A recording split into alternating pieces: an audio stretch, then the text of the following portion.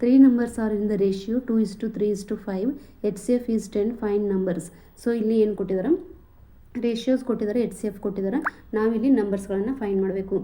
ಮುಂಚೆ ಏನು ಕೊಟ್ಟಿದ್ದರು, ರೇಷಿಯೋ ಮತ್ತು LCM ಅನ್ನು ಕೊಟ್ಟು HCF ಅನ್ನು ಕಂಡುಹಿಡಿಯೋದು, ಅಥವಾ ರೇಷಿಯೋ ಮತ್ತು HCF ಅನ್ನು ಕೊಟ್ಟು LCM ಅನ್ನು ಕಂಡುಹಿಡಿಯೋದನ್ನು ನೋಡಿದ್ದೀವಿ.